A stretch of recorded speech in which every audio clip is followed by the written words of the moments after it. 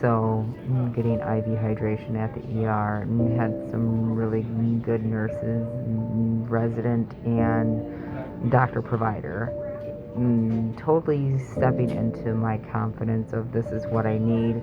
Unfortunately, haven't quite found medical professionals who are willing to help me get IV hydration outside of the hospital setting. So currently working on that aspect. I did manage to get my allergist rescheduled to later on today, a virtual appointment, so that was helpful. Got my upper GI scheduled for tomorrow, so I'll definitely have the results in before my meeting with the provider on the 10th virtually. Wasn't planning on getting IV hydration this morning per se, but my Nita Moore, the love of my love, Jason needed to cook chicken for the kids. Was gonna sleep until 11 and then start cooking chicken, which is an hour to cook and then 2 hours to vent. Set up GoBus for a will call return. So decided, well, need IV hydration. I'm gonna probably come this evening with my partner. We have a time frame of between 5 and 6 of getting it at a lower cost. Yesterday was super crazy, but I also had a dream last night, and ChatGPT interpreted it as I'm leaving behind the things that I no longer benefit me, and that the dream was about cycle breaking and about how I have learned to rely on myself, but also that I can trust people to help me. And I know doctors and medical professionals are not the bad guys. I totally believe that they aren't.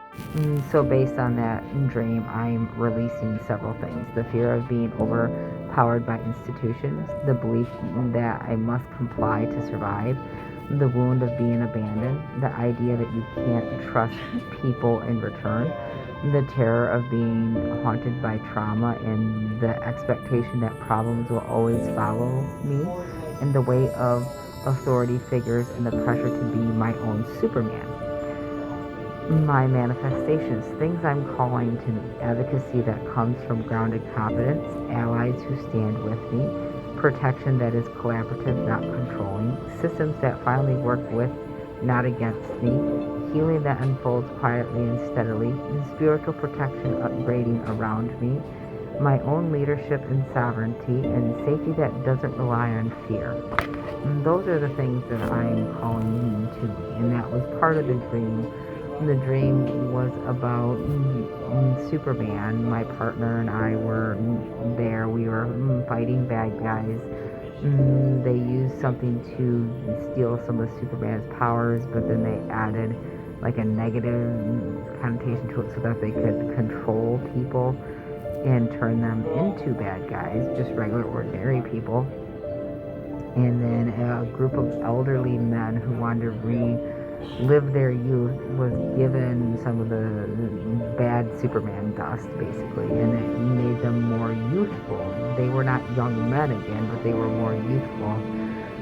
Kind of like on Night of the Museum, those older men, and how Dick Clark was able to, not Dick Clark, Dick Van Dyke was like doing all these like really cool moves and stuff, kind of like that. Anyway, so my partner, my kid was there, and I was fighting the school system for my oldest kid, my 16-year-old, and we defeated the bad guys. Superman was able to be Superman again and not have his powers taken, and then was able to return. And Michael Myers, don't know why, but Michael Myers was there, and instead of coming towards us, stalking towards us, he was walking away from us through the yellow buses. And there was this whole big interpretation from ChatGPT about him walking through the yellow buses. Yellow is a big color, and it's about me literally moving through my trauma and realizing the trauma doesn't serve me, and a whole bunch of stuff. And maybe I'll read it sometime.